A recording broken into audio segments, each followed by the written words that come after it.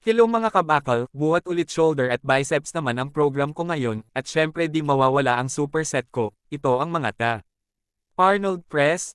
front raise at side lateral raise, 3 set 12 repetitions per set, ginagawa ko pagkatapos ng ibang sets, grabe solid ang tama nito ang init sa shoulder, maganda sa mga kakaunti lang ang gamit, magaan lang pero kung nasa proper ka ng pagbabuhat ang bigat nito at ramdam mo ang tama, yun lang naman, di kailangan ng mabigat para sa set na ito, yung kaya lang na di ka mawawala sa form, yun lang salamat. This is my night, this is my pain, this is my life, this is what I was born to do,